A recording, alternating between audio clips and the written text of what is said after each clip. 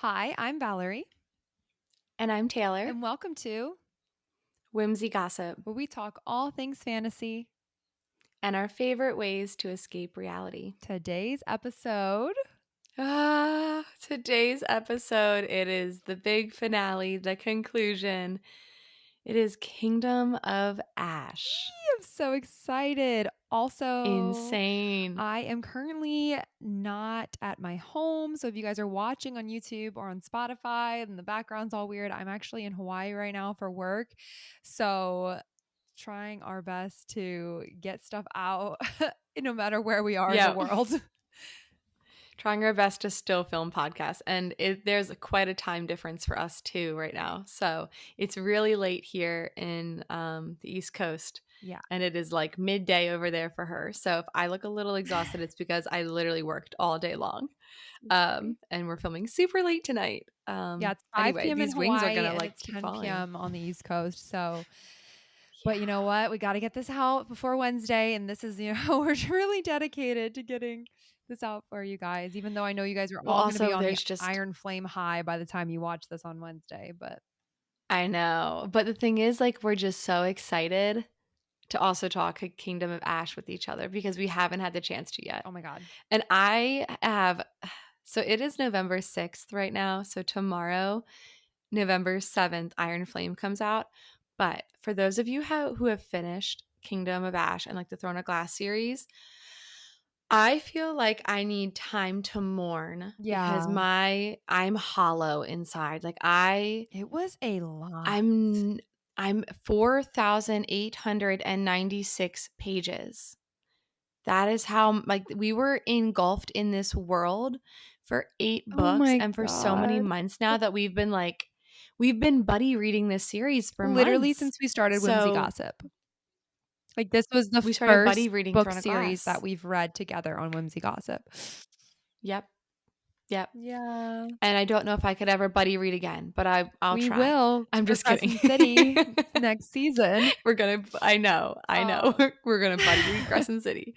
But anyway, yeah, no, it's my God.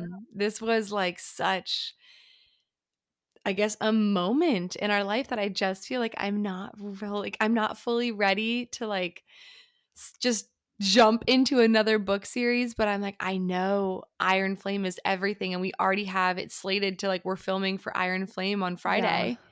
So I'm like, oh my gosh, like I gotta hurry up. I gotta, it's Well, yeah, we have to stressful. jump It's from this stressful. insane insanity to back to Basgayeth, and that's just going to be really, really Yeah. difficult. And I'm excited to do it. Like I'm ready to binge read this, but it's just been such a long journey. I mean, we literally started reading Throne of Glass in like April. So Yep. it's literally like a 6-7 month journey here, and now we're finally finished. And we literally just finished. I finished like 2 days ago or something like that. 2 days ago for you too. So we Yeah. literally are so fresh on this, and there's just so much to dive into and so much to cover. And I was actually today like driving to work, I started listening to our old like original first like episodes, and just so funny, like our theories and the things that we thought were going to happen. And Oh gosh, like our whimsy thoughts on Throne of yeah, Glass, and like our like even like as predictions. we just read the Yeah. synopsis and like we didn't even know what it was about, and like we were just making guesses. And how like in love with Kale you were in like our first book episodes. Like you were so into Okay, I'll Kale. till I Yes, you were die. like, Yeah. oh my God, like this is my man. And I was like, he's cool, but Dorian though, but Dorian. So And then it's funny that we like swapped, but not really. But like you were like, KL till I die. And I'm like, but Rowan? But Rowan, yeah, it never Rowan. switched for me. That's the thing. Like Rowan never took the place of my boys. And I will say too, like I was also listening to our Queen of Shadows, and I talked about the Mm-hmm. fact that he was like a lapdog and stuff. And you were like, I think he's going to come to surprise you. And I was like, I'm open. And I will say just right off the bat, like he had some great moments in this book, but I still just don't feel like I know him, and I just don't feel like I got what I wanted out of Rowan, and I yeah, I don't know how I feel about that aspect of it. I just feel like we got so much more out of other people in, like, a shorter amount of time. I do like him. He's a great partner. He did some really cool stuff in this book for Aelin, like, very, very smart, right? Like, I really like his forward thinking, but he just still doesn't do it for me, and maybe that's just the way it's gonna be. That's okay. More for me. Yeah, I mean, I wanted him to. I tried really hard. I mean, again, I don't hate the guy by any means. I mean, if that was Yeah, my option, I'm okay with it, but he's not my first choice, and he's, that's it. I feel like we would be friends. I just don't want to be with him or, like, in a relationship. I would I would take him You in a can have second. it. I would take pretty much any guy They're in Throne of so Glass if I'm solid. I to be mean, fair. we will talk about some of the mistakes made by some of them in the book, but yeah, Yes. do you wanna dive in? Like, where do we wanna start from the beginning? So, Let's dive in. I have a little thing, like, I'm just gonna Oof. read off my little notes here real quick just to get us a scene setter, just to start us off. Okay, so we start the book with Kale and Irene still sailing north. Aelin is captured. Mhm. Adian and Lysandra are trying to Ugh. pretend that Aelin is fine and getting ready for the battles with the Vogue. Rowan, Lorcan, Gavriel, and Elite are searching for Aelin, and Dorian is with Manan and the other witches searching for the third word key. There is so much going on right at the start. Okay, wait, can we just talk about, like, how all that happened? Like, just literally so it's Monday Yeah. night right now. I finished the book Saturday. I cannot fathom I feel like that was so long ago, all that Yeah. happened. Like, to where I got off to, like, ending the book, to, like, where how it started to, like, where it finished, I'm like, "Holy sugar, so much Yeah. happened." And also, I don't know if you can see, I'm wearing, like, a snow leopard print shirt in honor of Lysandra Yeah, today. yay. Yeah, I if you're I following, don't have you could see us on any the Throne of Glass book merch. We need to fix this. I Why? have Because nothing. We need to it's our fix it. favorite. Like, honestly, it's so much better than It's our ACOTAR. favorite. I know, I was so quick. I mean, I love Ac okay, so let me see. Let me just preface this. Do I think Throne of Glass is a superior story? 1000%. 1000%. Throne of Glass is a superior story. Absolutely. There's no arguing it. You can't argue that with me. You There's no can't. way.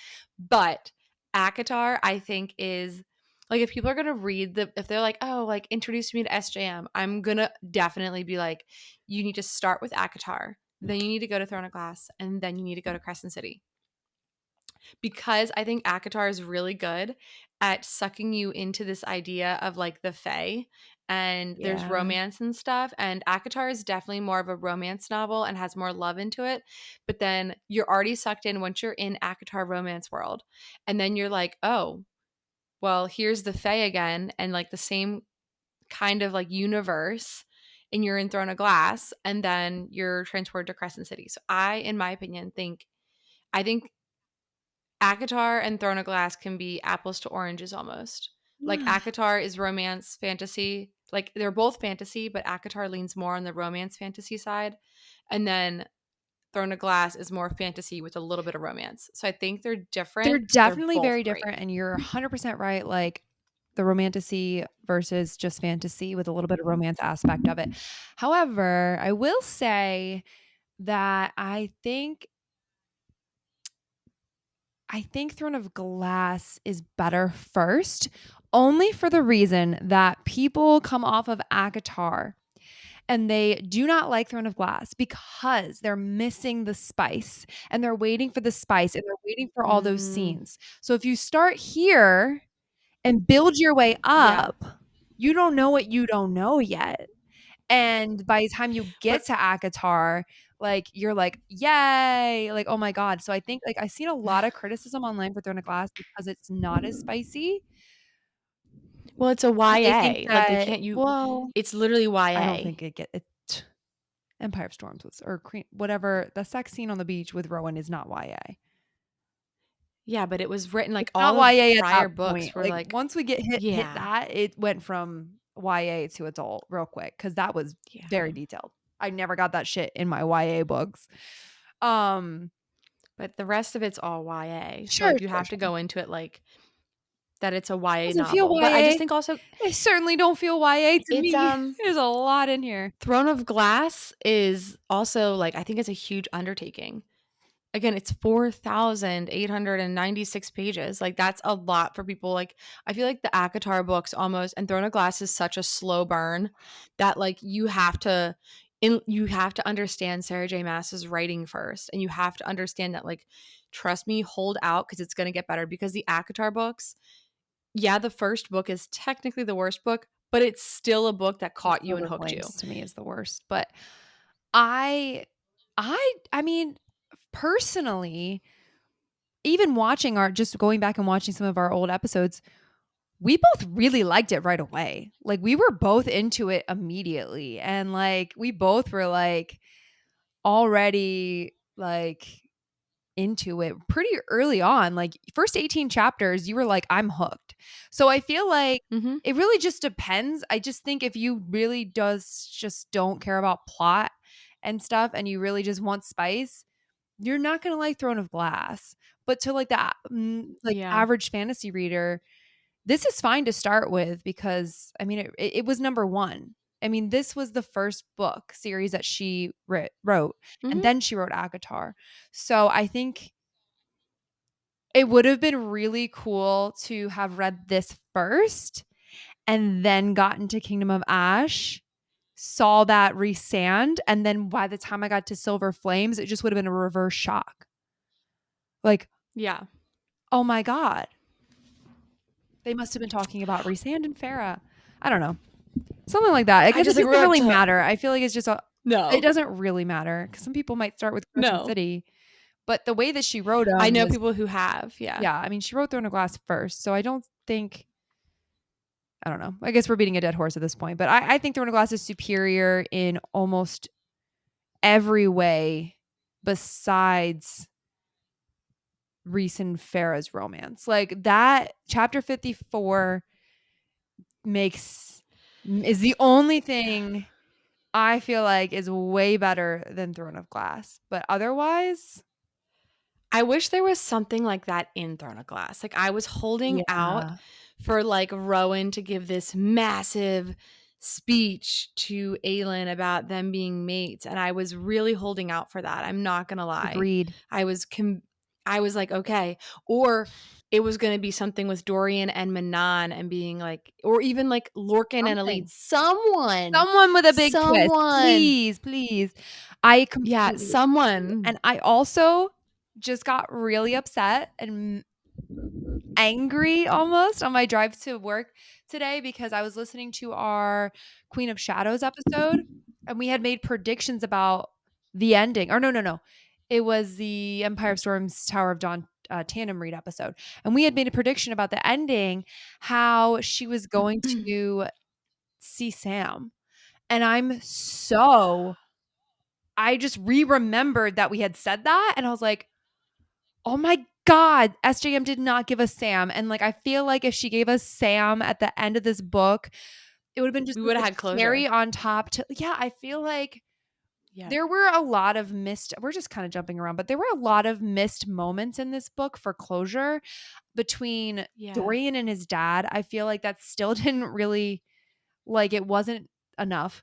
Gavriel and Adian, huge missed opportunity, and Oh, I just got Selena and goosebumps. Sam, huge missed Yeah. opportunity, like, So if you feel like you didn't get that closure for Selena and Sam, don't you worry. Head on over to our Instagram because our lovely friends Marizy and Sierra voiced Selena and Sam for us in a nice call to response of that moment in Queen of Shadows when Aelin does go visit Sam's grave and she has that whole, conversation with him. We decided, a friend of ours, Megan on TikTok, gave us the idea actually to have Sam responding back to her, kind of like when you go to a loved one's grave and you talk to them. They don't really talk back, or you can't really hear them talking back to you. But if they were there, what they would be saying. And I it's think it's beau pretty dang good closure. it's very beautiful, and it does help, but it's not the same as it being canon in the book, you know? Yes. Like, we I mean, you can't tell me that that's a little upsetting, and it's kind of a missed opportunity. I'm telling Considering you the fact that my he can call Caltaine and they can yeah, call all these other people. Why didn't they call Sam? Why Sam. didn't Sam show up? I thought like Harry Potter ending. I think that's what I Yes, called it, like, kinda like her that's thing. what it was, yeah.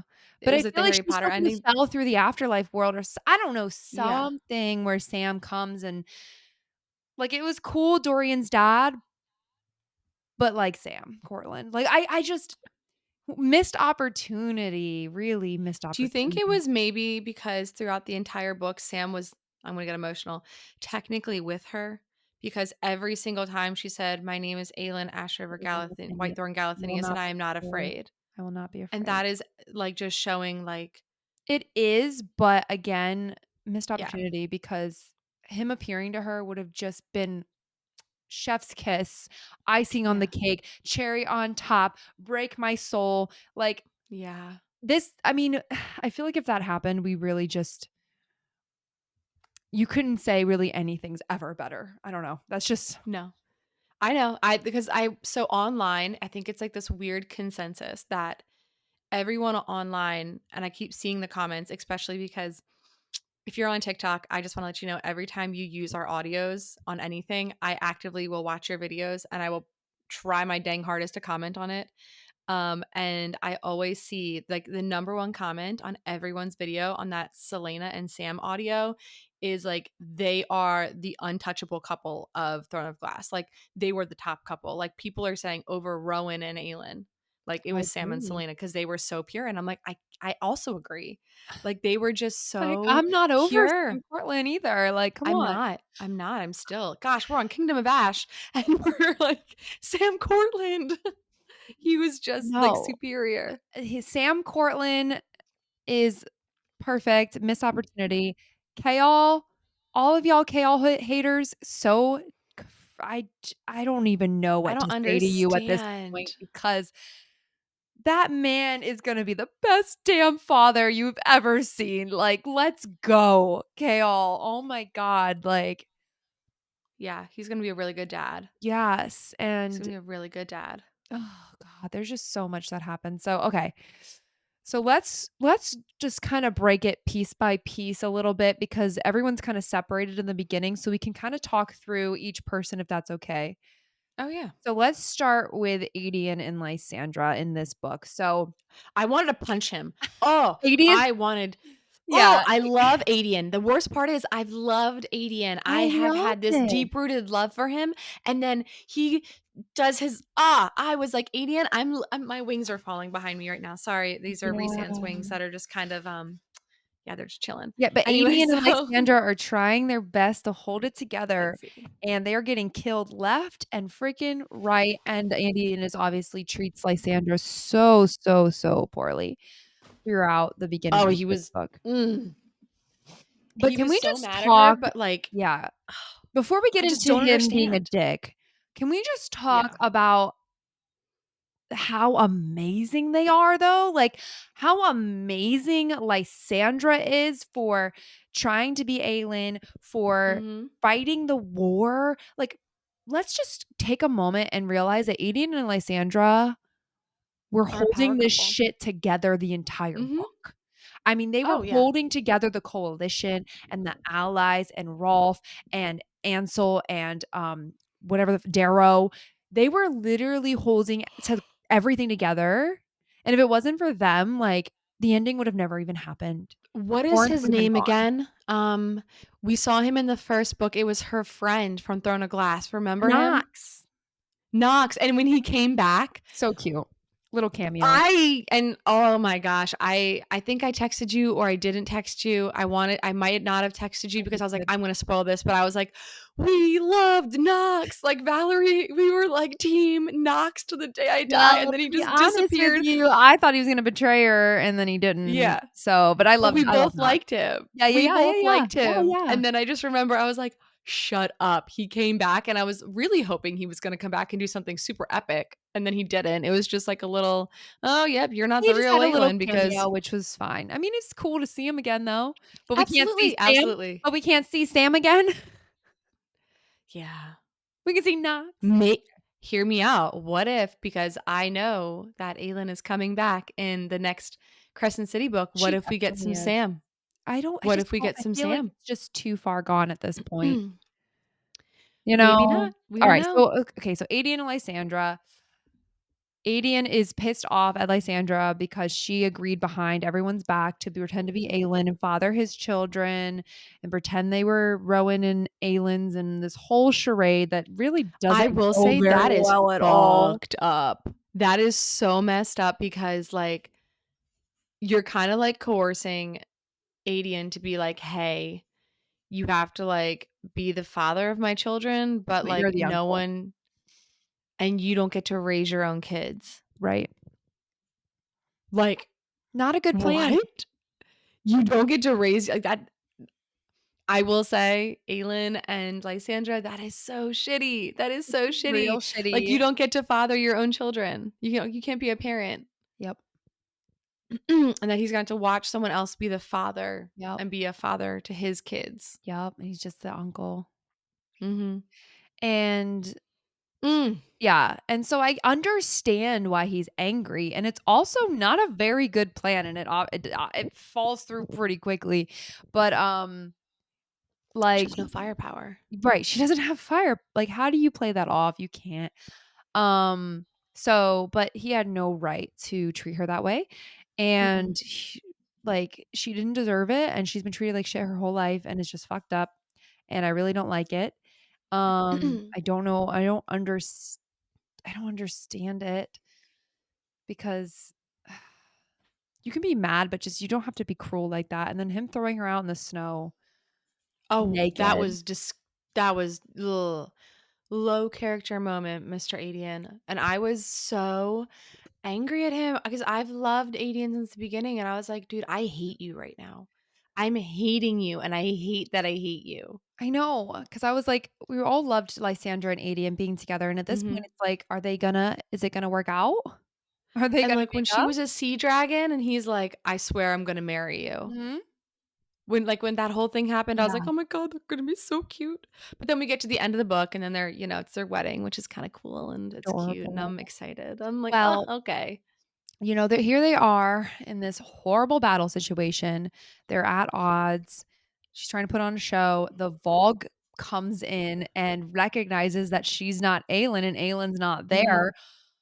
Whew, that was stressful. And I was like, oh my God, everyone's I gonna was like, "Did anyone know. else?" Yeah, no one noticed, thank God. Thank God. But then Adian finally comes around after he sees and again, Lysandra, literally, girl, you're the MV fucking P. You are Mhm. the best. I don't even know. Like, I feel like between her and Dorian, the best character. Like, Yeah. you're just freaking so useful.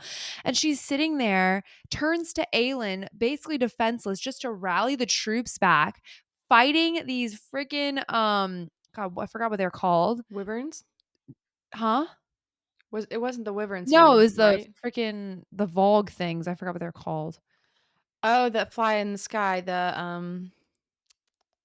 They attacked a lead and stuff. Anyway, yeah. yeah, so she's fighting the Vogue all by herself, no flame, and that's when he realizes, "Oh, fuck. I fucked up. I Mhm. why am I treating this person this way? They could die at any moment." And it's like a great reminder that like you should never let things linger like that for too long because you don't know what's going to happen. And they do say like marriage advice or whatever like try Mhm. not to ever go to bed angry Yeah, and because that's a real you thing with never them. know what's gonna happen, and you don't even know if you're gonna get up the next day. It's like, don't go to bed angry, don't have things, like, unresolved like that with people that you love, you know? And it's like, it took her almost dying, which is very parallel to Lorcan and Elite as well, for him to realize it, and I love her response to it. Mhm. She responded perfect. She's like, get the fuck away from me. Like, you only, oh my God, I loved her speech to him. She's like, you only are like being nice to me because I almost died. She's like, "I will Yeah. never forget you throwing me out in the snow, how humiliating that was." I was like, "Yes, girl, preach, let's go." I was like, "He deserves it every And second as of it." much as yeah, I was like, as much as I loved Adian, I was still like, I still am mad at you. You have a lot to do. And then I don't know where the lines got blurred where I suddenly was feeling bad for him. Maybe it was with the whole thing with his dad. And maybe because he was just fighting and about to die every day and just sitting there feeling like defeat came Well, knocking at when his door. Darrow took his sword Yeah. and Yeah. stripped him of his title and was like, "You are no longer general," Yeah. and he was just like Then what am I? he was also just like, "Okay." He's like, "Yep, I deserve this." You know, he's like, "I treated Lysander like shit. I've failed." And he just gives up. You know, but he doesn't give up completely. He's like, "I'm still going to go fight as a grunt." But that was a huge moment though. I was like, "Wow, Yeah. Darrow, you fucking cold." Well, yeah, he is. 'Cause after they found out that Aelin, Wasn't wasn't Elin. Aelin, that's when he's like, Yeah. you you're fired." That was crazy. Yeah. Yeah. So, So, anyway, anyway, any more do thoughts you on wanna talk about more Aelin, or more, Adian? And we can just go through each Yeah, character, I I guess. have everything, like, parsed out, so let's just wrap it Okay. up with Adian and Lysandra, and then we'll move on. 'Cause, I mean, everyone's separate a lot of the book. They really don't reunite to Okay. the end, so we can take the ending and do the whole ending, Okay, but I and feel we'll like just we go through kinda got each. through everything there with Adian and Lysandra, so is there any Okay. more thoughts about that? No. Okay. It was crazy, man. Their stuff was freaked me out. I was like, "Who's gonna die?" I was very convinced and kinda disappointed, happy, but slightly disappointed that there wasn't like one of them died or something like that because I was expecting it. Okay. So Kaol and Irene are Mhm. sailing north And and they're they married. decide to go save Aniel, which was a Yeah. huge decision, and a very scary decision because they had to convince the Coggin people and everybody to go save Aniel and the strategic significance of where it is, and they were Mhm. super outnumbered, and they get there, and Kaol, like, talks to his dad and introduces his wife, and he's like, "Oh, your wife's pregnant, What a yeah, well, don't yeah. you know?" And he's like, "What?" Well, also, what a jerk his dad is. Wow. The letters that he hid. Ooh, I don't like Yeah. his dad even more. Yeah. I was disappointed his dad survived the battle, if I'm being honest. Yeah, his dad survives, but yet we lose Dorian and Gavriel or Dorian King Dorian, as we find out that's his Yeah. name. Yeah. Yep. It's And I'm like, so the daddy good issues dads galore. don't get to live, but the shitty dads get to live. Do you think What Sarah the J. Maas fuck? have daddy issues? Because she plays it really well. Are you Papa okay? S Archeron. SJM, we're here for you because, like, same, but there's so many. I don't know. I have a really good dad. I hate to say it. I Well, don't yeah, love yeah, it, yeah, you know. you're fine, but I'm saying, well, I'm here for you as the just you're still here for her. But I get it. I get it, SJM, and you I don't know, I'm curious, does she have issues or something with her father? Because there's a lot of those reoccurring themes throughout these books. Yeah. It's not a whole lot of mother issues, it's mostly father issues. Mothers are pretty good. Yeah. So, I mean, Nesta has issues with her mom, but anyway, different book. Here nor Alright. there. So, Chaol and Irene go to save Anielle, and, they're trying their darn hardest, but their dad, or his dad's like, won't make any compromises with, like, the forest people or whatever the hell they're called, like Mhm. The mountain the people. mountain people because he's too prideful or whatever, and they just describe this place as, like, really run down, doesn't put any effort into restoring it, and it's not really looking that great for them, to be honest, even with all Mhm. the rooks and everything that they have, um, and so that's kinda where we Aelin leave shows them. up. I know, Aelin shows up. That was so epic. Oh Yeah. gosh, I was so excited when she showed up. Oh man, The that was a whole good one. Annie L scene when Aelin and Chaol reunite, and That then was so when sweet. Irene and Aelin reunite. Yes. Okay, so my friend Sierra has yet to so in Assassin's Blade, she was like, she didn't read that scene, like Aelin and the Healer, She whatever, and the what? She Healer or still something. hasn't read Yeah. it? She's read other parts, but she's never read that one because she's like, she found Assassin's Blade to be really boring and pointless. No. Like she would rather have read them as they were happening. So like right before we meet the pirate Lord Rolf, she would have rather read that flashback. And like she says that she likes the fact that she doesn't know who Irene really is yet, and that she is kind of like, because she's in Tower of Dawn right now, and she's actually loving Tower of Dawn. It's such a good book.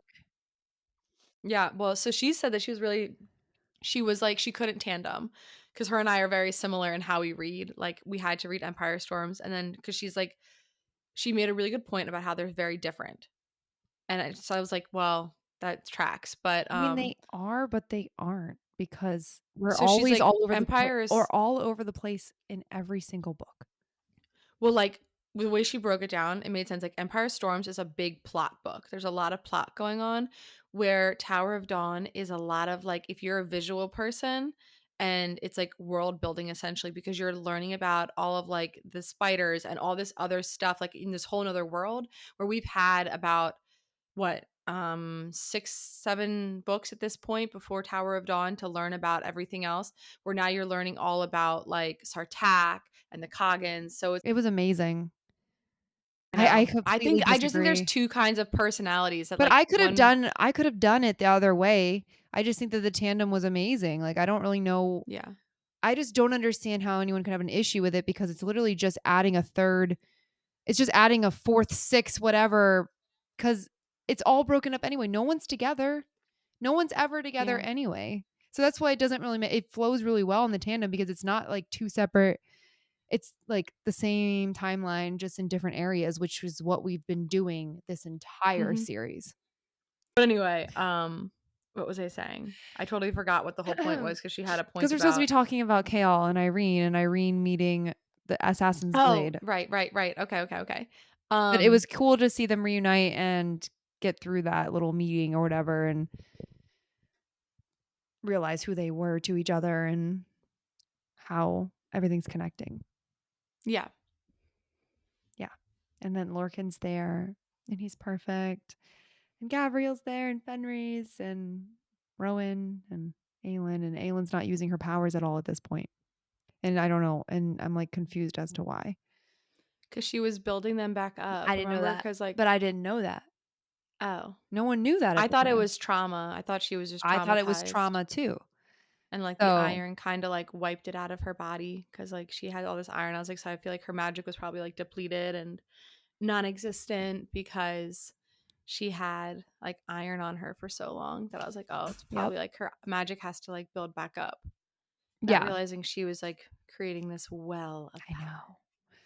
So they enter the battle space and things are going decent, but Lorcan and s- Elide is like just like Adian in this book. They basically Mm. are two sides of the same coin in this book, which I don't really know if I like because I feel like she gave us very similar tropes there because like Adian was treating Lysandra like shit because he was mad about her lying and Elite is treating Lorcan like shit because she's mad about him calling Maeve even though it wasn't really his fault, it was misunderstanding. Mhm. And this man has literally apologized. He's literally explained the mating bond or the not the mating bond, the blood oath, explained how he was couldn't do anything, explained how he was like literally reaching, not for May, but he was reaching for Aelin and all of this. And she's just like a total asshole to him. And so at the end of she basically tells him to kick rocks and she doesn't care if he dies. So then we have Mr. Lorcan, love of my life, out there on the battlefield fighting, and he's doesn't care if he dies, and he basically like I thought he died Mhm. and I was not okay about this. And I when I tell you how like angry this whole scene made me, like I was literally texting my friend Dominique like like freak like so angry at the cadre at Aelin, at Rowan, like during all of this because they just like Fenris like couldn't do the thing or whatever, and that's fine. Okay, whatever. He couldn't jump but then they all just kind of let a lead go and they let this human girl with a limp go all the way and grab a horse and nobody goes after her. Gavriel doesn't, and I'm mad at Gavriel the most because he was poised to Mhm. do it the most. And they just let this human girl go out there and nobody comes to try to save her. Nobody comes to try to help her. And she's just searching for Lorcan and like Rowan like doesn't like transform and fly or whatever. And at the time, I'm just like, Aelin's just like standing there not saying anything. And I did think it was nice of Rowan to, like, try to stick up for, like, saving Lorcan with Fenris, but I was just like, "Girl, none of these people care about you." Like, I literally was so Mhm. angry. I was just like, "Oh, because it's Lorcan?" Because if it was Aelin out there, if it was They'd all be Rowan out rioting. there, I know y'all's asses would be out there getting them. But because it's Lorcan, and then you're just gonna let a lead go out there, like, it's like, dude, they don't give a fuck about you. Like, it just really pissed me off so much. And when they were riding back and Lorcan was like, "You gotta let me go," and she, like, refused, thank God. I was just like, if Lorcan died. I really thought for a second that he was gonna fall off the horse, and then when she, like, dug her nails into his hand, I was like, "Atta girl, a lead. That's it, They girlfriend." weren't Like, gonna make it, and I was just like, "Oh my god." And the whole time I was I had a just feeling they were screaming. gonna make it, but I They thought didn't. he might have not made it. They didn't make it. They only survived because of Aelin. They wouldn't have Mhm. made it. They didn't make it, and that's what the whole Yeah. thing, and I was just like, "Oh my god, oh my god, oh my god," and anyway, I was just so angry at everybody in that scene because I just felt like Lorcan and Elide were lesser than, and it was just bullshit, and, um, I love Elide for what she did for Lorcan and saving his life, and that was really brave and amazing, and, I just love him so much. And what did Lorcan do? What did Lorcan do? Why, Sarah J. Maas? I finally understand that line when people are like, "What did Lorcan do?" It's when they fade to black. It's when they fade to fucking black. I read a fanfic about it. It was pretty good. I'll send it to you. Please, because it's just why? Yeah. Why? I want a whole novella on Lorcan. Oh my, love that man to death. I could go on forever. That's my man's. Okay. So what did you think about? I mean, I like Elite and Lorcan, but I'm not, like, obsessed with them. I mean, I kinda understand, like, out of the cadre, like, I do feel for Lorcan, but, like, he is the lowest of the cadre to me. Like, it goes, like, Rowan, then ooh, Rowan, then Fenris. I love Fenris, then Gavriel, then Lorcan for me because I don't know. I guess like because of how Lorcan was in the past, and like when you meet Lorcan and Rowan kind of describes the relationship, how Lorcan kind of was always like treated them like kind of like lesser and always like kissed Maeve's ass. Like they all had a blood oath. They all had the blood oath. It's like not one blood oath was stronger than the other, but Lorcan specifically went out of his way always to kiss Maeve's ass kind of attitude. And that's how you meet him. And I was kind of like, okay, like that. I guess maybe that is what put like a sour taste in my mouth He was trying to early on destroy with the him. keys. But that was like before the keys. And he also This described that was he hated being blood oath to her. what? He described that he did not like being blood oath to her in this book. Yeah, I know, but like this is like when we first met him. So Yeah, like but that you was just my first initial impression. you So like can't change your impression of people. yeah, I know, but I'm just saying like I kind of just like I saw that throughout like he's loyal, but he's always gonna kind of like it took him a while to learn how to like look out for people other than himself. And I think Alid was the first one he was like, okay, I my word is my most important thing. And she doesn't know this, but like my honor and my word is the most important thing to me. and like I pay in word and like promises kind of. And Mhm. like I don't know. I mean, he was okay. Like he just wasn't like a wow. He's a good character. I still like him, but like and I would have been devastated if he died, but like I just wasn't like whoa. There was nothing. I mean, the coolest part for me was when he was throwing the axes in that little circus camp thing that they were in. I appreciated that. That's like the one scene that stands out to me with Lorcan The accents. when he was Uh, like throwing them. I don't know. I guess like I'm just that's just me with Lorcan. it's So it's not like, you know, literally the ending where he's like, "Ask me to go to Pranath with you. Ask me to marry you. I'm literally no, going to give up my because you entire should immortality to be with you forever and yeah, die with that you." was really cute. But like, you know, he should be proposing to her. No. That was he was proposing. That is a proposal. That's adorable. Yeah. Yeah, it was That's cute. literally him proposing. It was so I cute don't and know. playful. What are you talking about? What do you mean?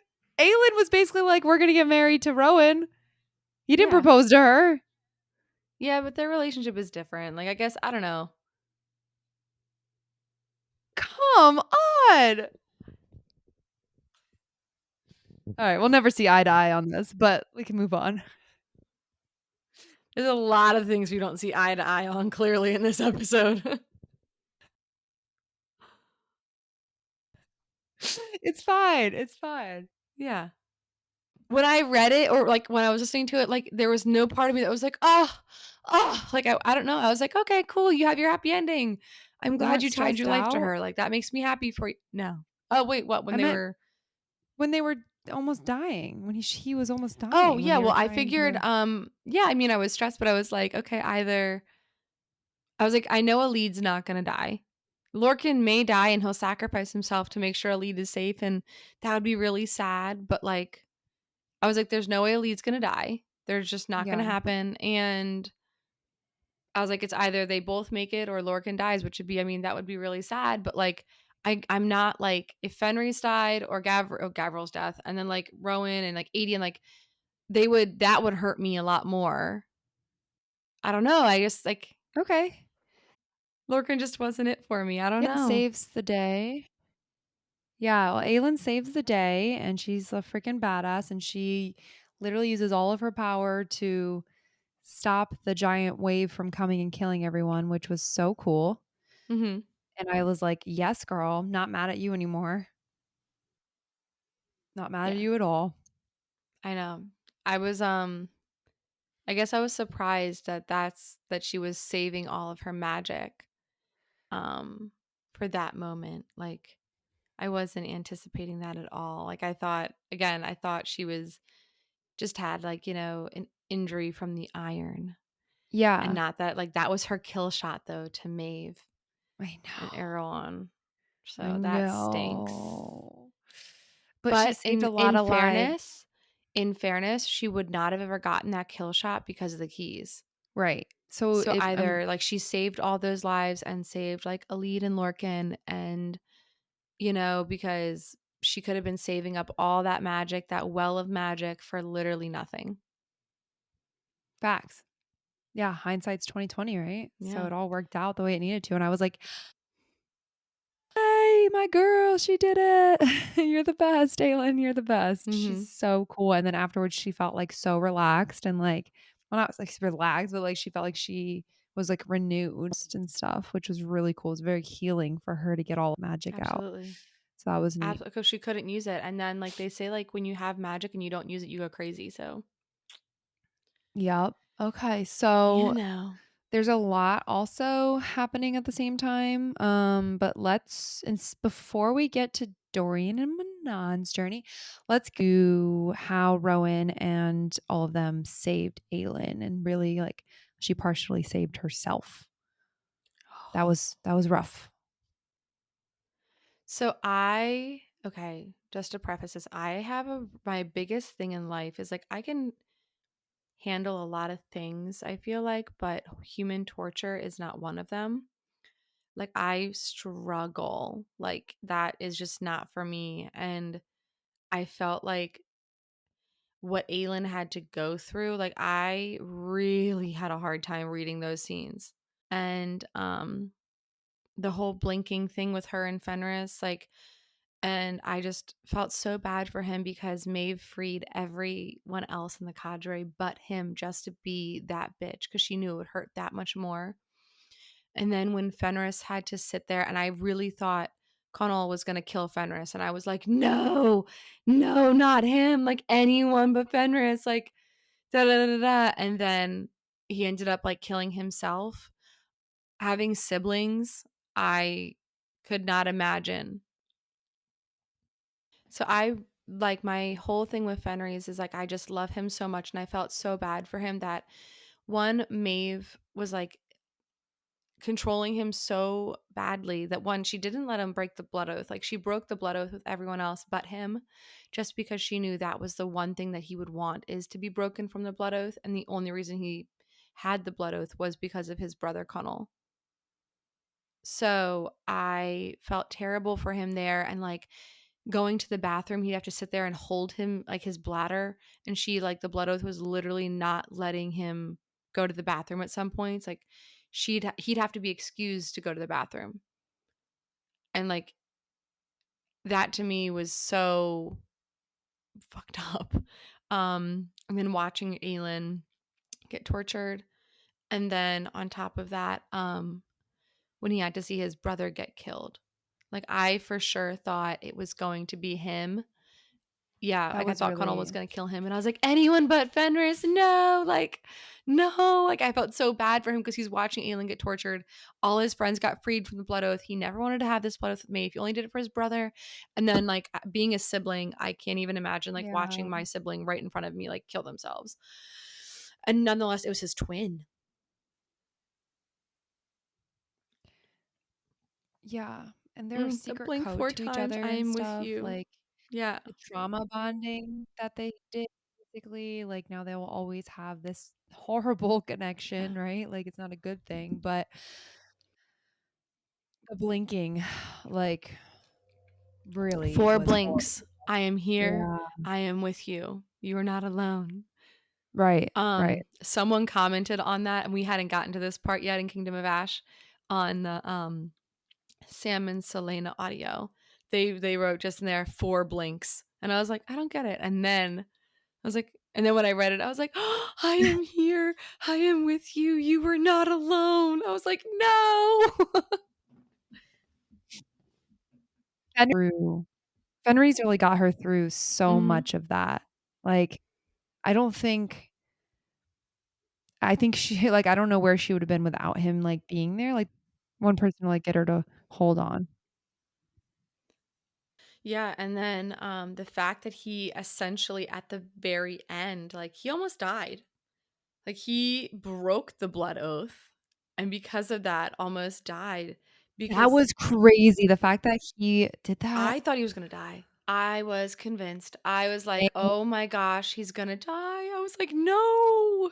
And I was like, "You like, oh, I was so angry." But then her genius idea was like, "Live." And it was so similar. Do you remember when she was on the ground to the mat and Kayal was like, get up," and like and then Yeah, yeah, and then it was her essentially being like, "Get up, like live, live, Fenris, live." live. And I was like, oh, "Are we calling back to this moment? Are we calling back to this moment right now?" Oh, it was good. Anyway, I Yeah. love Fenris. I think he was No, great. I love Fenris too, I think that that whole situation was amazing, and, the fact that they found a way around him dying was super, super great because did not want him to die. I was so stressed out in that whole moment, like, the fact that SJM wrote it in a way where, like, she escaped herself, I was hmm like, "Oh my god, is she gonna get out of camp, and then Lorcan and Rowan are all gonna show up, and she's already gone, and, like, Yeah, they I thought can't that was gonna find happen. her?" I was so stressed out, but then Lorcan, being the MVP he is, he's the first one to spot her and goes and helps her or whatever, so that was super cool, and he's, like, trying to signal to Rowan the whole time, like, "She's over here, she's over here." So cool. And then I was glad that it was again, him I too because I feel like it was a very redeeming moment for him. Like, he yeah, got to it had to be. It had to be after like everything that happened. Yeah, yeah, like, it he had felt to be so much him. guilt. And but I will say like the thing like I don't like human torture and the box situation. But, I got teary-eyed, like, actually teary-eyed when she was like, "Why are you crying, Fireheart?" And, like, her mom was like, "You do not yield. You do not yield." And she's, like, banging on the iron box, and she's like, "You do not yield. You do not yield." And I was like, I'll cry thinking about it, and I was like, "Yes, Aylin, like, that is it, Yes. like, don't let it break you. You will not break. You do not yield." Like, oh my People gosh, get, like, like, those oh, tattoos, that was a really good so many moment. tattoos of "You do not yield" or, like, little stickers and stuff, Yeah. and I'm like, "Oh my god, I get it now. I get it now." I get it, like, yeah, you do not yield, you do not falter. Yeah, and the Oh, audiobook, I'm not gonna lie, like, when she got saved and they couldn't get the mask off and the ooh, audio can I just give a shout out to the woman who did the audiobook for the Throne of yeah, Glass series? She killed it. She she did did. different voices, different accents, like, she freaking killed She it. brought it. Man, she I'm brought so it. excited to see it come to graphic audio. Oh my god, it's gonna be so Actually, interesting. I'm not excited because 'cause I'm gonna get my heart broken, and I'm hyper aware. Yeah, it'll be really interesting, but yeah, when she was just like, "Take it off, take it off, take it off, Oh, take it off," and the voice actor, she was, like, broken, in fact, she literally brought the brokenness. mhm. Like, take it off." Like, I broke. I was like, "Oh my god, like, take it off. Please, somebody take it off." Yeah, That was a she was really good. that was a really hard moment. Makes me really With emotional poor thinking about it Aelin. because it's like, she just literally got tortured so hard that she has new skin, and, like, she's been tortured, like, basically burned and as much as you can do and then just healed, and that guy is sick. The torture guy is sick.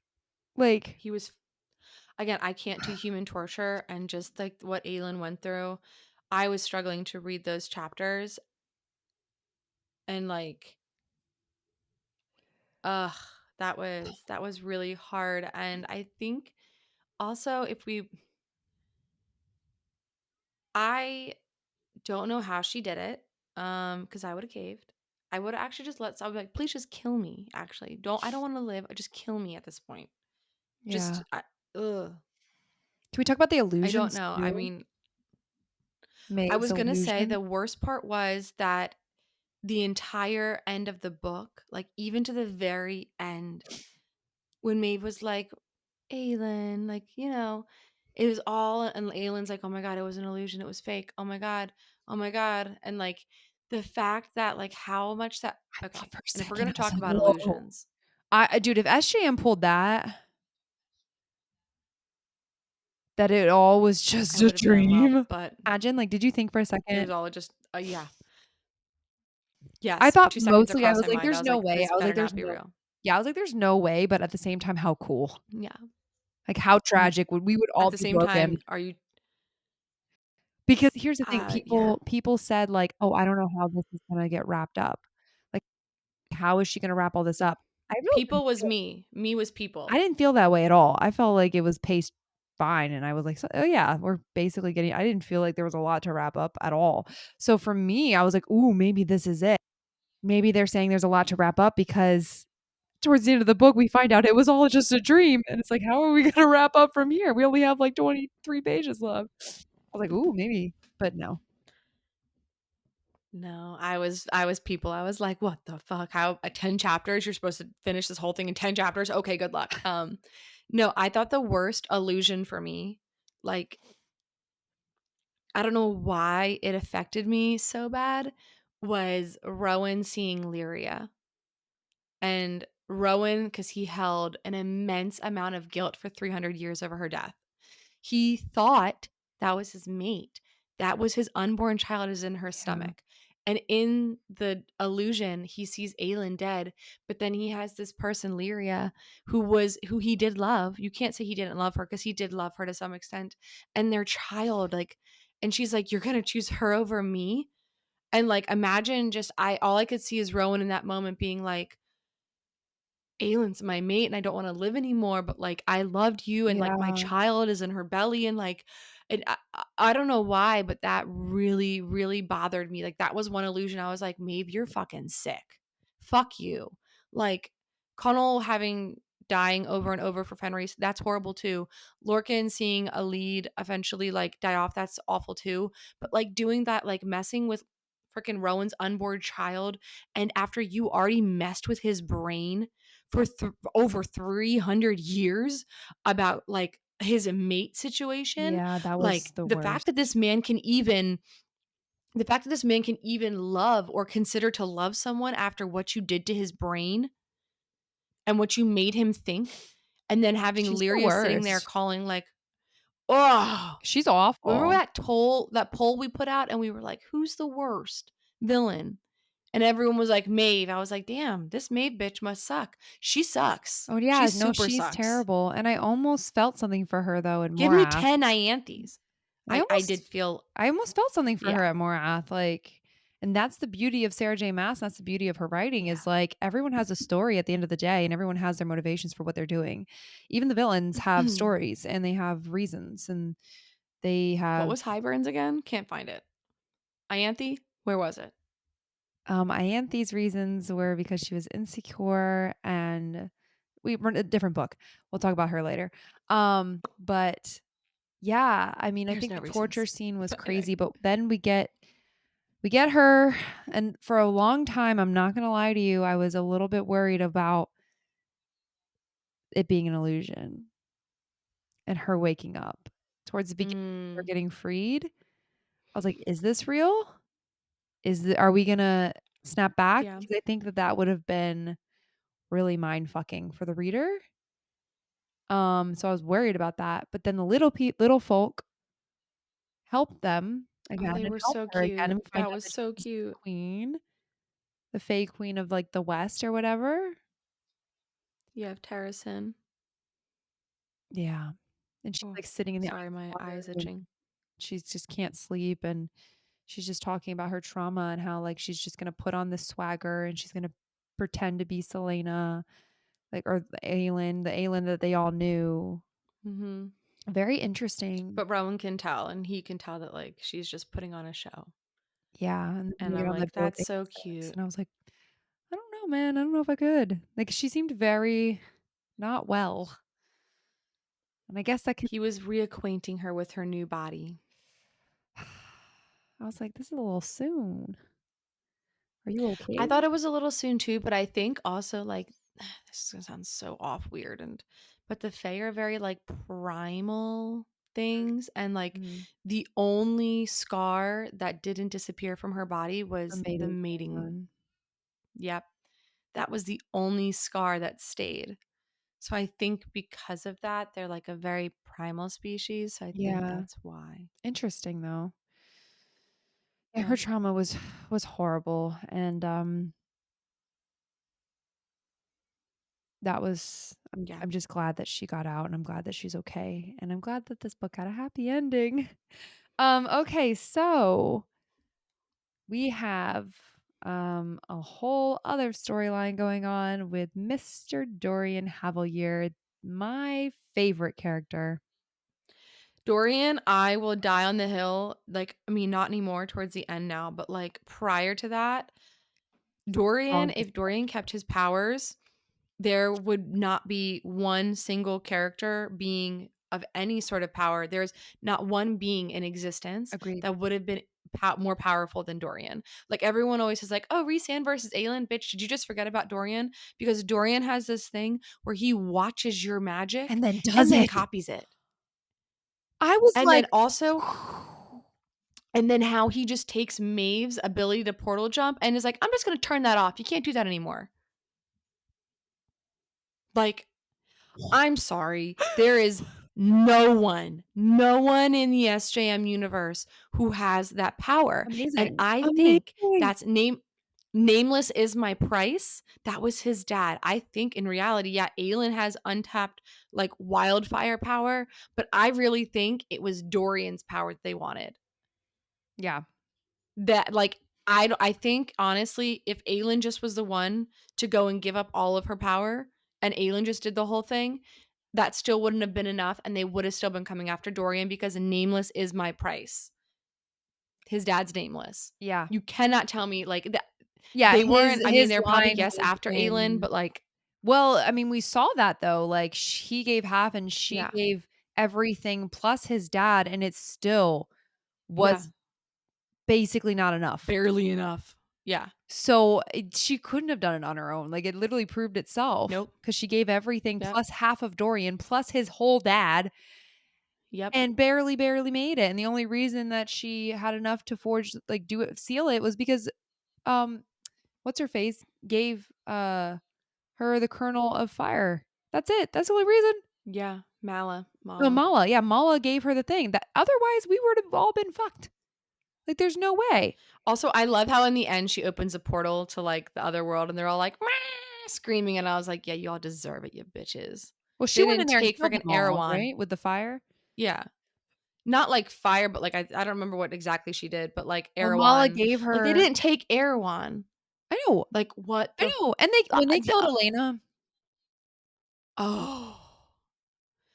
When they killed Elena, that broke me. I did cry at that. I did cry.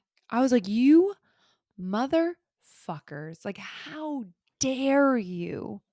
How dare you?" Ah, poor freaking, what's his face? These gods are Gavin, these Gavin. gods are kinda shit. And, Kinda, okay, so yeah. now can we talk about the so my theory that the cauldron, now that you've finished the book and we can talk about this. So I have a theory that the same way the lock is forged in Throne of Glass is how the cauldron was forged.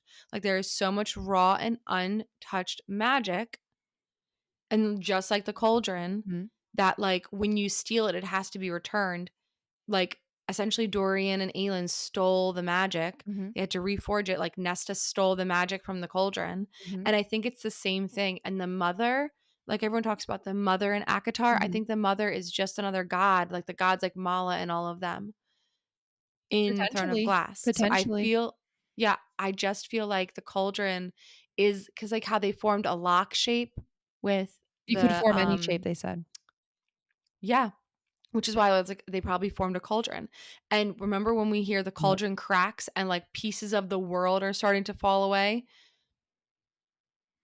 Does that not sound eerily familiar of when their magic is, like, flowing out of them Yep. and into, like, making, like, Yeah, I don't know. yeah. That's my I theory. I I think the lock and the cauldron are the same, one and the same, and the mother from ACOTAR is the same as any other god in Throne of Glass.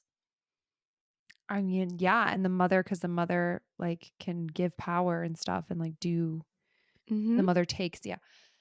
Yeah, I mean, that's definitely super plausible. I think that that's not a bad call whatsoever and probably is true. I mean, why do you think Sarah J. Maas, because she wrote these books before she started ACOTAR, she finished this before, but I'm sure she had in her head.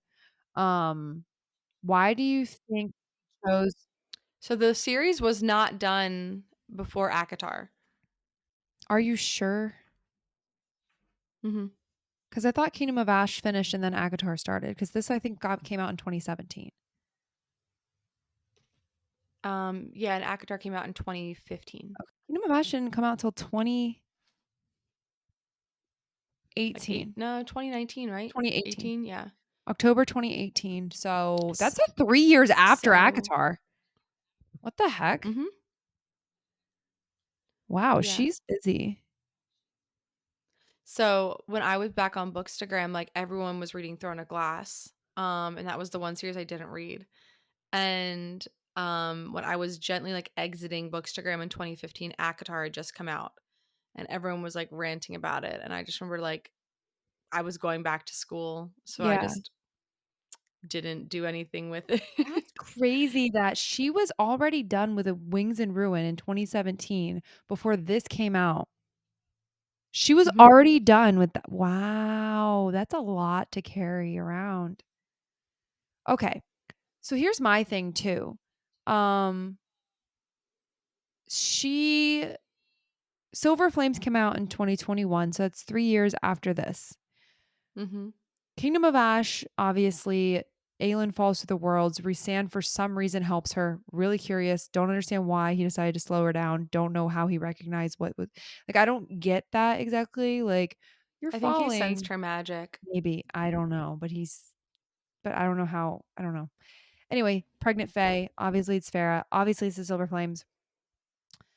I wonder why, given the timeline of the books, is that why she kind of rushed into the pregnancy thing in Silver Flames? Because throughout the beginning of ACOTAR and through the first 3 books, she's very much like, let's wait, let's wait, let's wait. We have our whole lives Mhm. ahead of us. And then Silver Flames, boom, we're all like blindsided with a pregnancy. I wonder if it's because she put that in here and then wanted ACOTAR book 6 and like Crescent City 3 to all like connect. So she had to like speed up the timeline a little bit and make the pregnancy happen in Silver Flames so that the timeline of all the books worked out. Um, I think no matter what, she was going to somehow intertwine them, and I think it was just kind of more or less. I think she's known. I think she's known. This woman, she's apparently had this whole thing, and like, there's a whole nother series Well, she's not apparently coming out really with called because Twilight. she had Lucian being with Nessa and she changed it. So she could have very well like I changed her mean, for the mind about stuff. general most part, I'm pretty sure she probably had all this coming together because there's a whole nother series she's touched on that might be intertwining to all this called Twilight of the Gods. Like, what? We're That's gonna get probably a about the gods. fourth? Yeah, the gods world. But Yeah. I So I I'm don't know. like, I just think the fact that she made it Silver Flames is significant, obviously. And I think it's mm-hmm. because and I think that Silver Flames has the pregnancy trope, which is feels very much like a sidebar, but I feel like she had to put it in there because it was in here and it is the only way for her to have aligned everything for what's coming next in the timeline. Well, I also think the pregnancy, as I mean, as much as I don't like the pregnancy trope, it did help push the storyline forward. Like the whole Nesta getting to like tell Feyre and the reason why X, Y, and Z happens, and then Reese and Feyre binding their lives together, and then Nesta has to make that bargain with the mother because it's her nephew and Reese and Feyre's lives, and that's why Nesta gives up her powers. Like there's so much behind it, but I do think it was significant that it was in Silver Flames and that Nesta has silver flames and silver fire that is cool to the touch, just like Aelin's fire is cool to the touch, and da da da da. Da. Like it's, I think that was definitely done on purpose, and I don't think it's a coincidence that so far the last book in each series, Kingdom of Ash, you know, like Ash is flames, like that's what you get after flames is Mhm. Ash, silver flames, and then House of Flame and Shadow. Shadow. Yeah, I You just can't think tell me that's not weirdly that they're all leading into the next to be tied. I don't know. no, it definitely does. I just think that the fact that she chose the timeline in that way of this book lining up with because that means that this book happens at the same time that Mhm. Silver Flames is happening, just in Yeah. different worlds.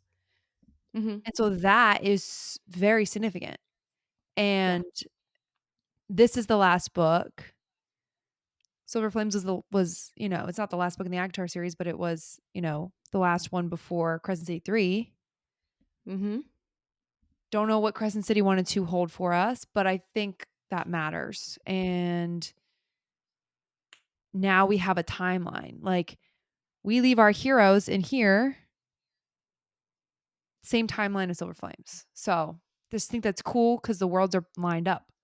And I'm Yeah. sure that that means that Crescent They're City, all coming back in that Crescent they're City not. 3. So again, I mean, I know that we're saying earlier is like it's not different points in time, it's different worlds. Get it now. But also now realizing that it's not any future or past jumping, it's literally parallel timelines for everything. Portal jumping. Yeah. So that's pretty cool. Wild. Yeah. That's pretty cool, and I Very can't wait cool. to see what Crescent City has, and that's happening at the same time as whatever. So, interesting to see what happens.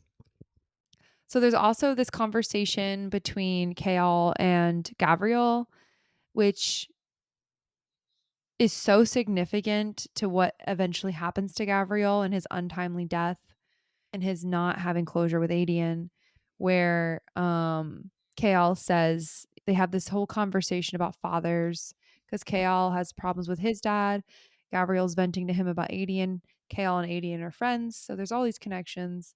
And Kale goes, Adian will always want to forgive you. And because Mhm. Kale's like, I always want to forgive my father for what he's done. Like, I always feel like I want to forgive him. And Gabriel says, perhaps it is our lot to never have the fathers we wish, but to still hope they surpass what they are, flaws and all.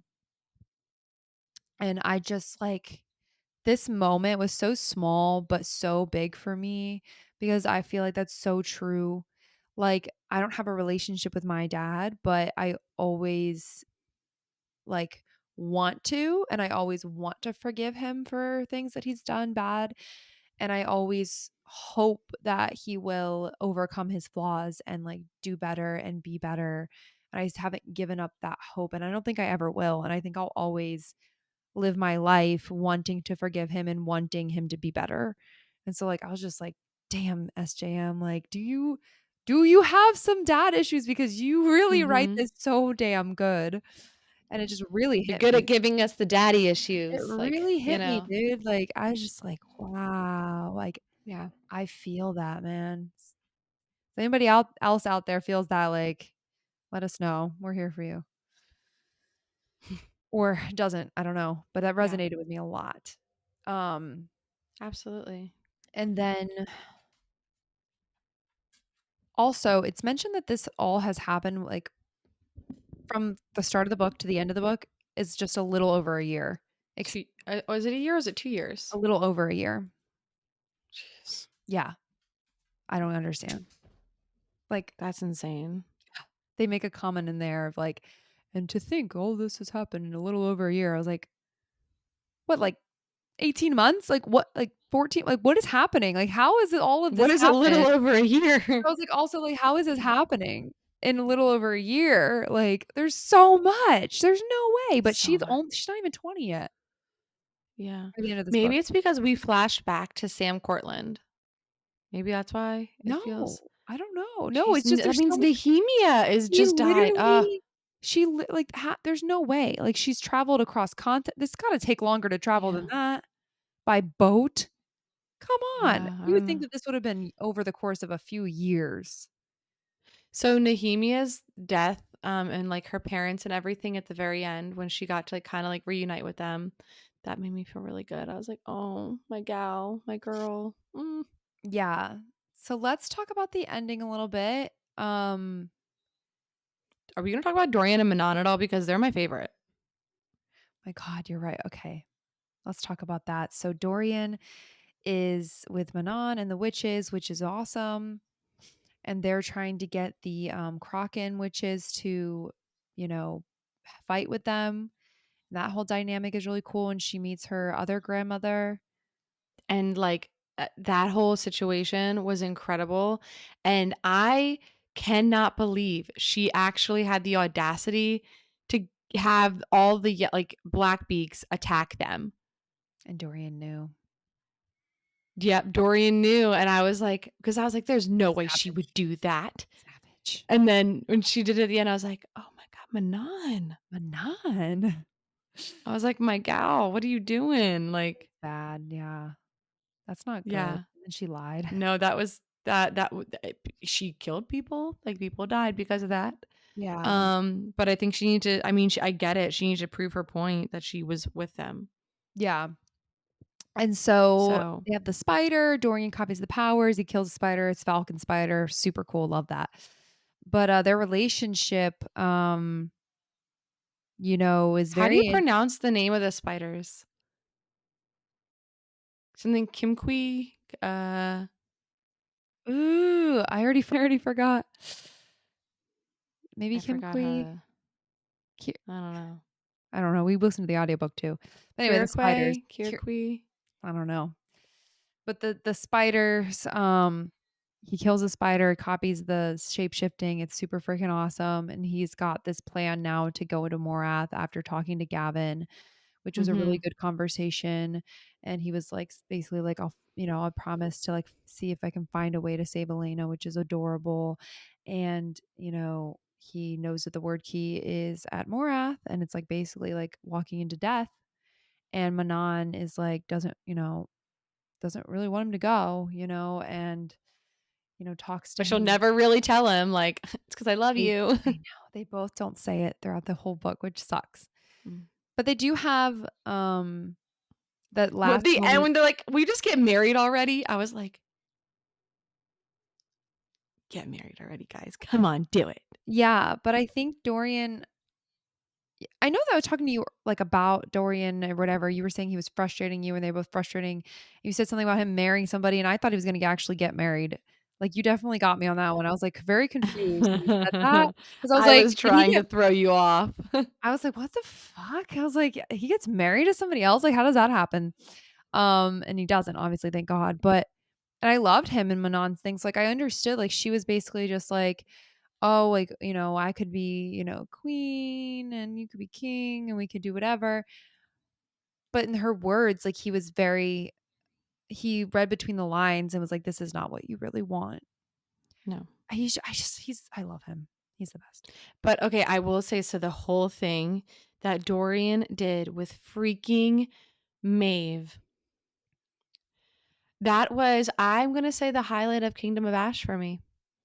That was my highlight moment. That was my moment of Kingdom of Ash that I was like, because I remember, I think I was home alone and I was just sitting there at my kitchen table reading it, and I was like, "Damn it, Dorian, you are so fucking cool. Like, damn it, Dorian, you are badass. Like, shut the fuck up, Dorian." Like, I was just sitting, I just cursed a whole bunch. I'm so sorry, guys. What? But I was I've just been cursing the so, whole time. I know that was a lot of curse words in 1 second, but I was just like literally like fist pumping the air, like on a high of all Let's highs. go, Like, Dorian. Let's go. I was like, yeah, I was like, dude, you are Best. the highest, like, scariest. Like, I was like, there is no motherfucker in the SJM universe more powerful than you, and that's fine. And I will die on that hill. And I said, no one can even combat me on that one. Ever. I was like, I've always seen, like, oh yeah, Aelin was more powerful than Rowan. Well, guess what? Or than Reese. And I'm like, well, then guess what? Dorian's more powerful than Aelin. So Yes. Dorian, why does no one talk MVP. about this? MVP, dude. No one. I've always seen everyone always comparing Aelin and Reese, and I'm No. like, Dorian, why is Dorian no one Havilier. talking about Dorian how Havilier, powerful he dude. is? I mean, I guess King now he Dorian. doesn't have the power. Now he doesn't have that kind of He power, still has but good power, but not that much. not, Not a there's like, it's a well now. Like he He hit feels the the bottom. bottom, he He hit said. the Yeah. bottom. Where he didn't have one before. But I'm just saying before, no one even mentioned it. Like That's no one cool. even brought him into the conversation. He has more power now than Aelin does. Yeah. Still. Yeah, he does. Ah, Yeah, he's gosh. stronger than her. But that was an epic scene with Maeve and how he like completely tricked her and how she thought she really could tap into his mind. And he was I literally playing this deceptive thing this whole time. And he's like, you made it so easy. And I can only imagine her being like, oh my gosh. And then I loved at the very end when he told Erewhon, he was like, I was the one who brought your tower down. And I was like, I okay. That's my favorite character. Like, that moment solidified forever and ever that he is my favorite character, and everyone's sleeping on him. Everyone's sleeping on Dorian because that man is I mean, come on. He literally went into Morath, concocted a whole plan, got answers Yep. about his father, pretended to be Parrington, freaking put magic all throughout sneakily, tricked Maeve's ass, Literally. blew up the castle, took her powers, took away her world walking, and basically she was like, "Please, please, please," and said, "See you later," and flew off into the night. Freaking mic drop, Dorian. Yeah. Cool. Okay. That was so cool. Yeah. That was really. And then I will say at the very end too, I love when like Maeve was like begging and begging and begging to like be able to be like alive, and Aelin was like, no, and killed her. And I was like, yes. And I'm so happy that Fenris was the To one who teleport was and do it, able yeah. Yeah, I was like, "That's it." Like, "Good job, Fenris." Like, Yeah. mm, Yeah.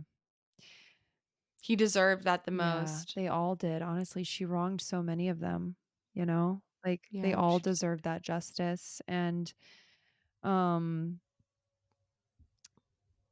Erewhon dying was great, and Irene the fact that Mhm. Irene, this character who Sarah doesn't even wanna read, Just kinda came up out of came up out of nowhere. nowhere, and literally, if it wasn't for her, Erewhon would still be alive.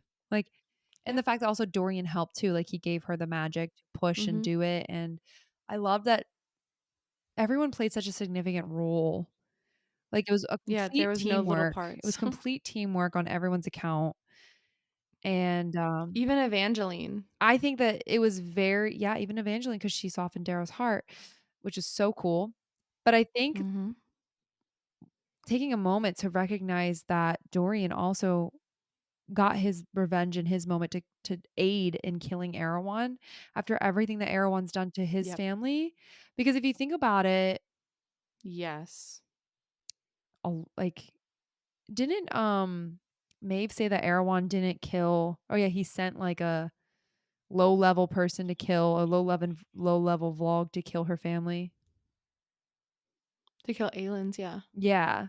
So it's like she was definitely affected by Erewhon, but I think just, like, the day-to-day stuff was Dorian, and It that was was his Dorian. life. Dorian lived with that man. Like, Well, literally lived with, like, a lived with his version of dad him. his whole life. Yeah. I think it's cool that his dad named him Dorian. I think that that whole thing was so And a cool. little bit of defiance, his last bit of defiance. Mm. His dad's great. I mean, I forgave him immediately. I was like, "I get you. I get you." The one thing that pissed me off about the ending, there was so much climax, there was all this going on. Mhm. It's not looking good, and And then it just automatically we have a get out of jail free card. that's why I thought, like, it got wrapped up too quick. I was like, "There's no way all of this is gonna wrap up quick enough," and it did. Super quick, though. I was like, "Whoa, I need a little bit more." It was I don't know, it was a get out of jail free card, I feel like. Yeah. And I was like, "Really? That's we have a magical people out of nowhere who Yep. we've never talked about really before?" Yeah, these, like, well, they're, like, the white from, like, the White Fang Mountains or something, or, like, the Wolf Pack or Wolf Clan. Come on. Disappointing.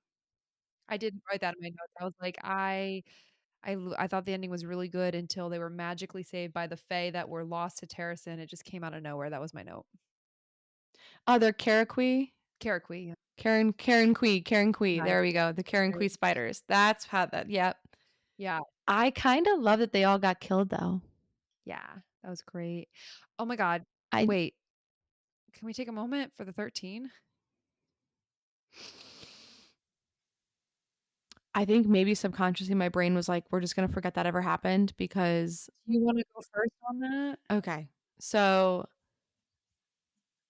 I had I was reading okay, I was listening to it on the audiobook, and I was doing my laundry in my house, and I knew I've heard the line before, "Live Manon live," and I've heard that multiple times, and I was like, I knew it was attached to something really important and, like, something that the fandom as a whole just, couldn't handle, and I was Yeah, like, same. "Interesting," and then, um, I was doing my laundry, and I'll never forget, I was listening to it on the audiobook, and I'm walking down my stairs, and all of a sudden, you hear that the 13, are essentially sacrificing themselves, and you literally have, like, Aster and her second go, "Live, Manon, live," and they all do this symbol, and then I'm sitting there like, What are they doing?" And then all of a sudden, when Manon realizes what they're doing, I'm also realizing what they're doing, like, it did not come in and realizing and just it how SJM broke down each one of their deaths, like, the green-eyed demon twins smiling as they go out, like, this and, like, Aster and taking down her fucking grandmother, I was like, "Yes!" And how she can, like, go be she's like, "Bring us home, like, bring me home," kinda thing.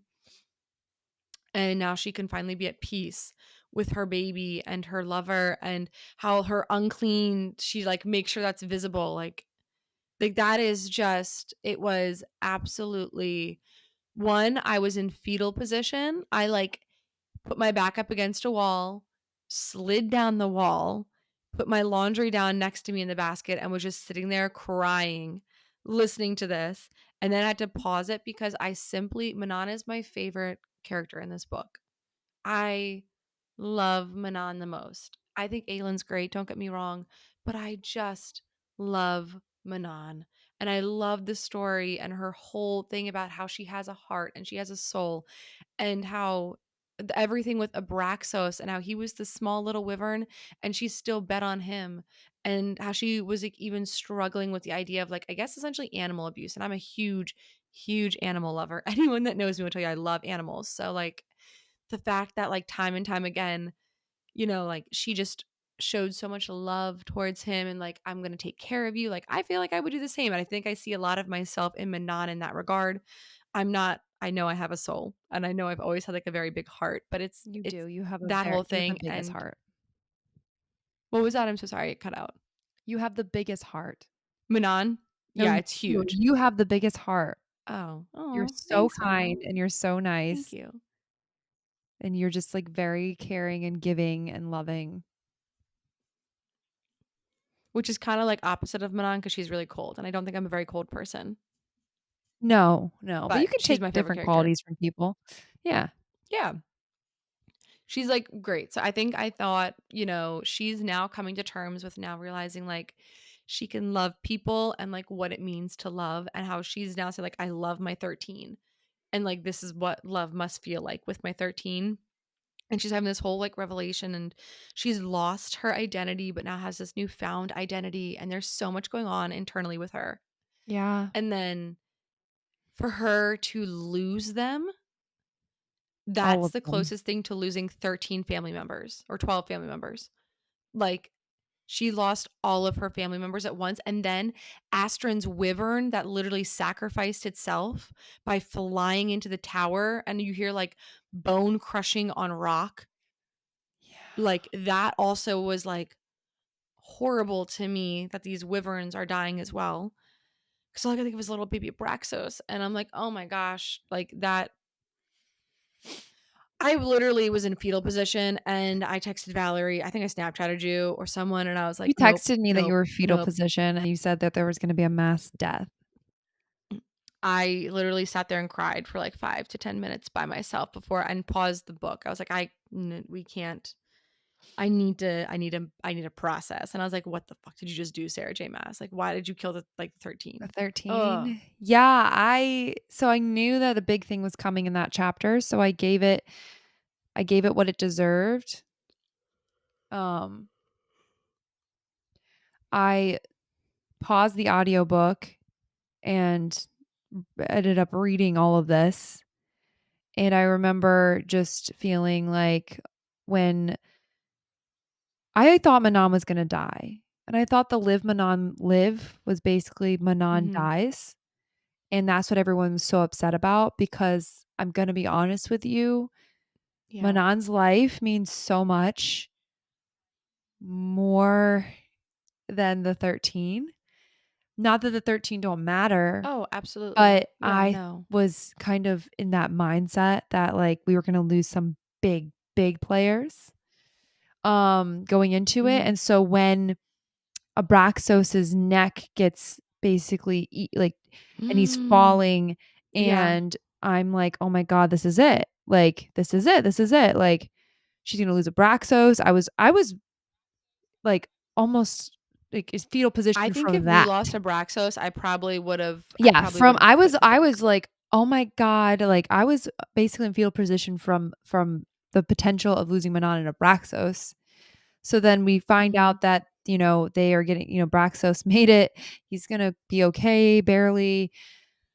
And then immediately, like, I kind of once the line was said, I was like, "Oh, they were, setting it up in the way of like, we literally have like no time. We're all going to die because of the witch tower." I was like, "Oh god, okay. They're doing it. Like, they're gonna go." I didn't know they were all gonna die, but I was like, "They're gonna go save everybody." And then I just thought the way that it was written, yes, I'm sad, but I thought the way that it was written, it made me more like so much respect. I was like, "Oh my god." I was like, "Yes." And the fact that some of them went out smiling and stuff and like got like Mhm. they willingly went and did it and they were so like they had so much pride about it and they just went I all just love the freaking mad 13. respect, like just mad respect. But so I wasn't sad that they died. I was sad in the next chapter for Manon.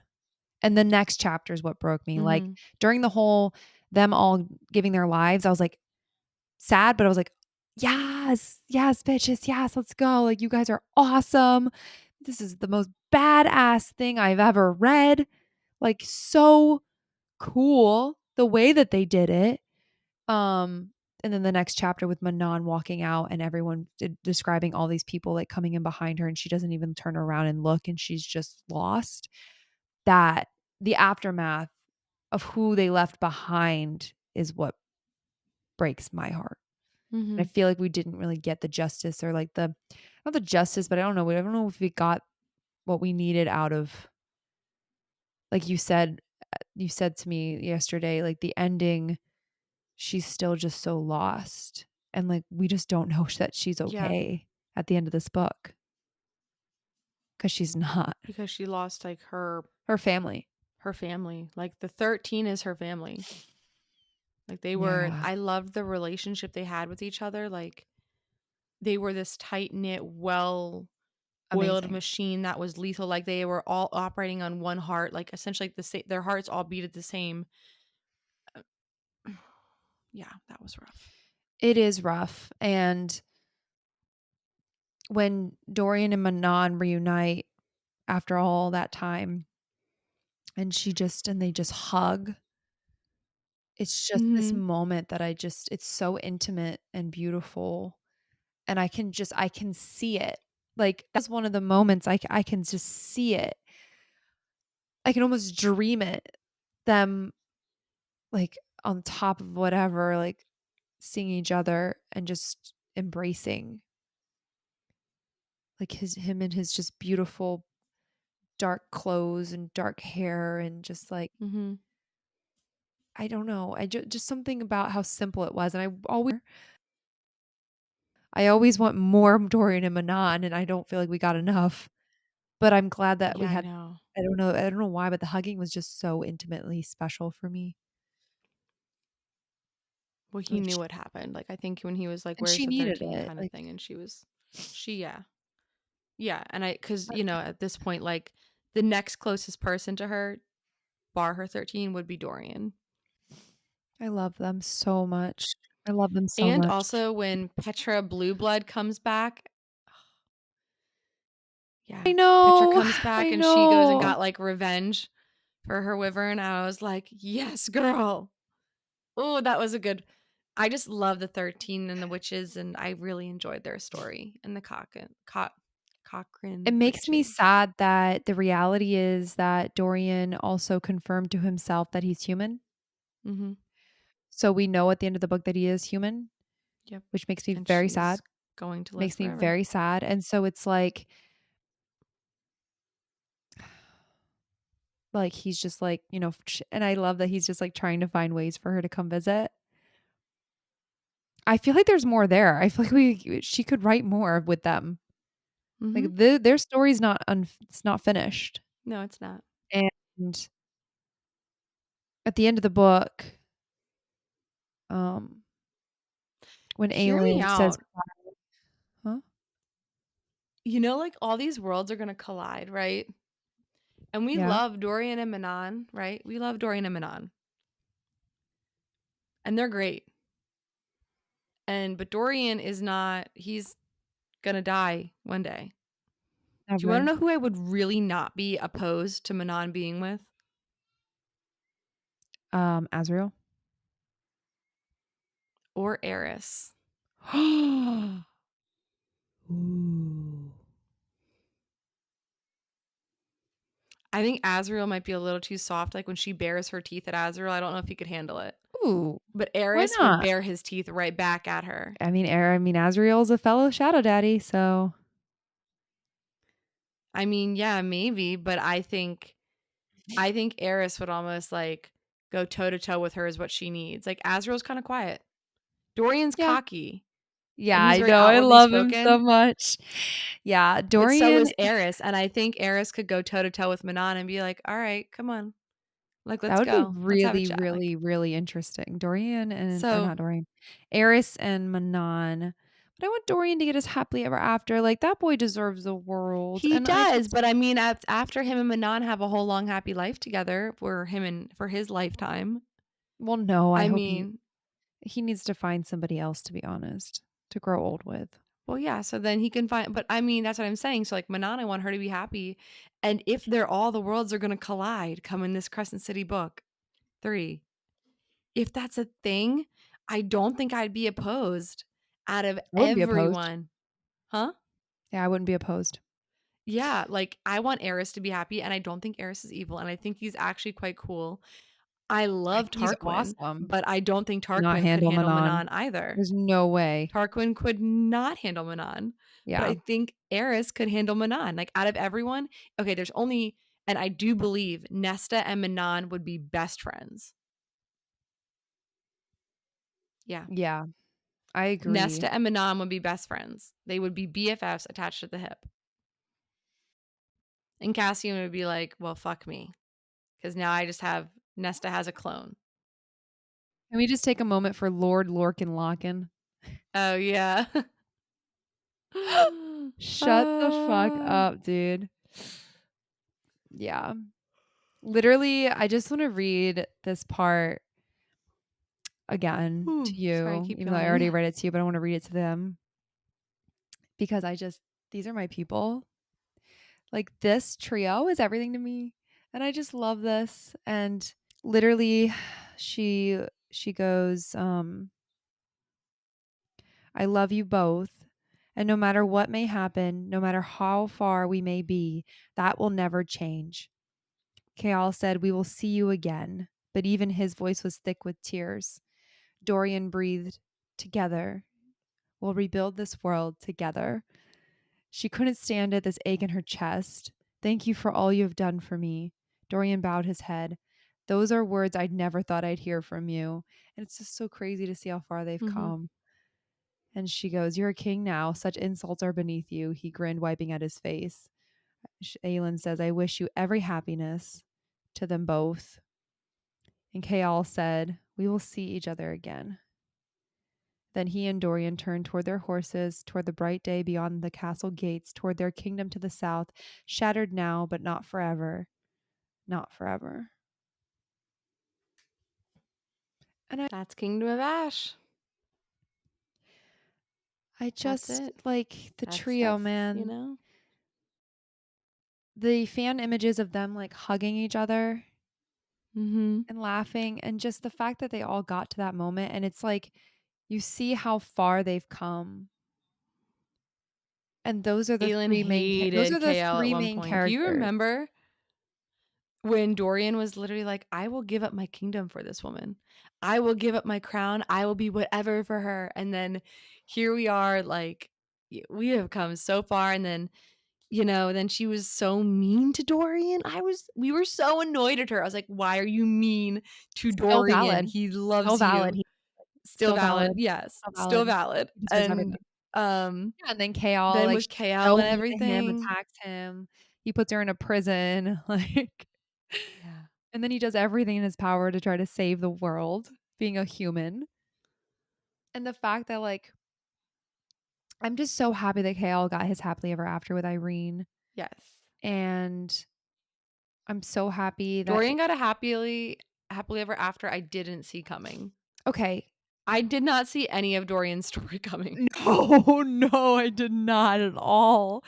Like if I think Literally, about Dorian in the beginning of the book, I'm like, I did who not is see this you man? one having ice powers, two getting possessed by a Volg, Shadow three Daddy. becoming the most powerful being in Manon. all the SJM universe, falling in love with a witch, literally like taking down almost Erewhon, like his whole entire castle. Destroying his I own saw, castle, killing his dad. yeah, becoming like helping forge the word keys, having enough power as Aelin does. I saw none of Mm. this coming for his character. Kayal's character either, I didn't see any of that coming, like, I mean, KL's character was a little bit more predictable, but let's be honest, like, it, comparing the two storylines, Dorian's storyline was like, KL was like, woo, like kind of on the up and up, kind of like a couple of twists and turns. Dorian's was like, and sharp left, sharp right, sharp left, sharp right, like the whole time. And you're like, That's so what true. That's so true. You're right, but that's why the he's the fuck? best character. He's my favorite. Wow. Yeah, I mean, even to see how far Aylin's come, 4,896 pages, homie. I am not ready to say goodbye. I'm not ready to leave. Yeah, but we got Iron Flame. I know, really soon, like, it's already out. It's midnight where you are, isn't it?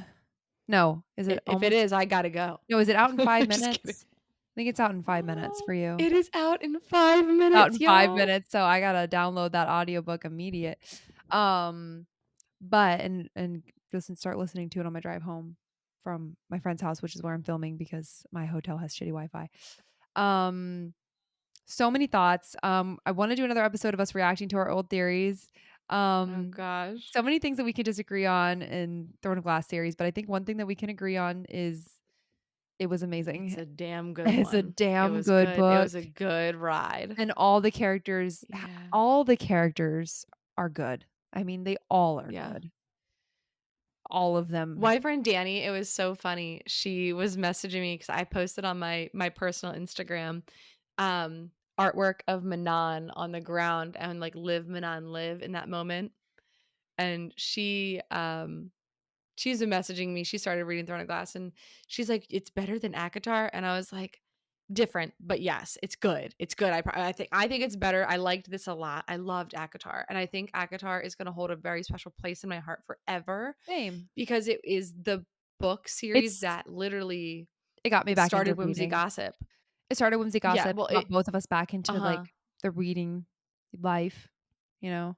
Yeah, well, I mean, I was kind of reading before that, like other books, but like I hadn't Well, you found said that that that was the series one yet. that really got you going again, you know?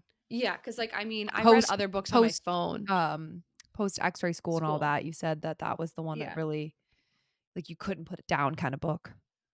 That was yeah, that was the first series that was, like, the series. Like, other series, not even series, I really only read standalones, and I was, like, reading standalones just and I would just lock myself in my bed all day and just read, but I was only doing that just for, like just to relax versus, Yeah. like, ACOTAR, I was, It's like not relaxing. it was not relaxing, This it is was, like, not I relaxing. need to consume this as fast as humanly possible, and I just felt like it was that series for me, so, like, ACOTAR is always gonna be so Of special. course, we're not So, saying that so, it's so by special. saying that Throne of Glass is But superior doesn't diminish how good Avatar yes, is. It just means that this is a superior story, and the way that it the was written is storyline, better oh, because the perspectives. I mean, I really dual think point of view. what it comes down to is Throne of Glass is superior because of the perspectives. Mhm. Yep. We got to know everyone on such a deep level to where We got to everyone love all the matters so characters. much. Everyone matters and we Yeah. understand everyone, and I can't thank Sarah J Maas enough for writing this book, and it really allowed us to get into some really nice deep conversations about human interactions and Mhm. forgiveness and redemption and all of these things. We Absolutely. have a lot of really journey. Yeah.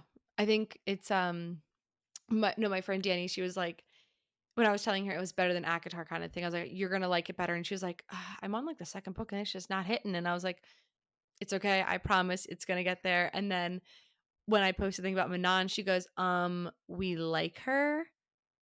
And I was like, "Oh, girlfriend, we love her. We love Manon." And she was like, "Ugh, I don't really like her That's how so I far." was, And I was remember? like, "It's okay. You'll get there." And then my friend Emily at work, yeah. I've loved her since day one. I don't know why. I think the Abraxos thing It kind of did, won me yeah. over. But Emily, my coworker, she came in and she goes, "Taylor, look what I'm starting now." And she holds up Empire of Storms, and my immediate reaction was, "Oh." And she goes, "Oh, oh." She's like, should I not read this because everyone's still alive and happy right now, and I think I should just maybe live in that world, right?" That's And what I was I like, literally kept saying this entire time. "You I was like, got." "Should I just not read Kingdom of Ash because everyone's fine right now?" Yeah. Yeah, yeah. Besides Aelin, she was not fine, but Yeah, but she was, like, not yeah, dead. no, yeah, that's true. But yeah, she started reading Empire's Realms, and I was like, it's, and I just, have you seen that meme where it's like the guy who's like playing God, kind of like, it's a good one, or like, you got this kid kind of thing. Like, I feel Mm-mm. like when people start reading Throne of Glass, I'm like, You got this. you got this. Like, So it's worth it in the end. Like, I promise you, your soul will get ripped out so many times, but it's worth it. I would do it again in a heartbeat. okay. So, any final thoughts on the Throne of Glass series, Kingdom of Ash, I can't believe it's all of over. it? I'm not gonna lie. That's I've been kind of coming to terms with it for the day or so, or 2 days now. That it's Monday since Saturday, I guess. That I have to get ready for Iron Flame. So I've been trying to It's out. grieve. It's out. I know it's out officially now, but like I've been trying to grieve and really come to terms with it all. And it's not easy, let me tell you.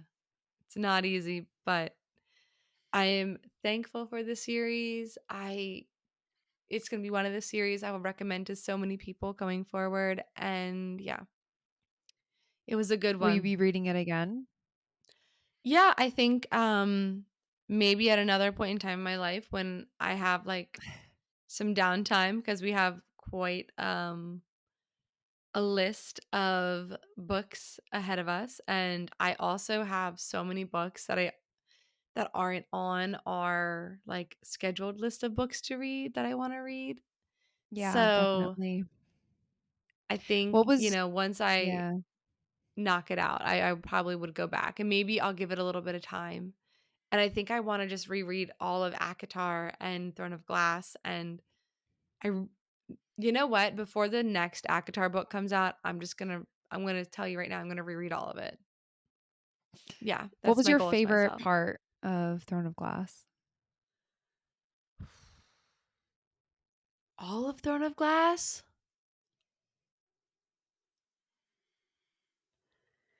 I don't know. I think I really enjoyed Air of Fire just as a whole. And I really enjoyed getting to know Rowan.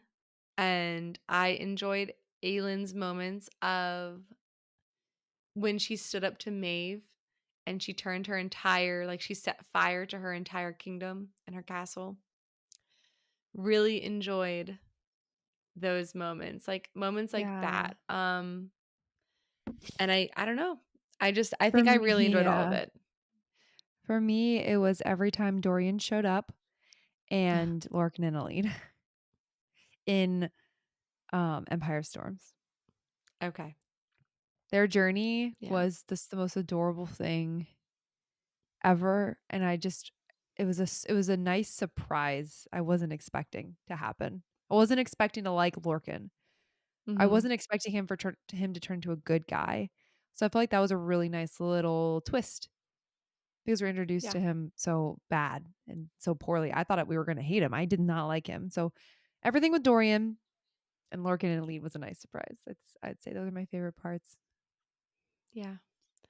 Anyway, all right. Well, guys, thanks for joining Yeah, us that was for all 8 I books think it was almost 2 of hours. Throne of Glass. That's crazy. And Yeah, thank you guys so on much to for the sticking next. around. On to the next. Up next, for Iron us is we're going to Flame. be doing Iron Flame.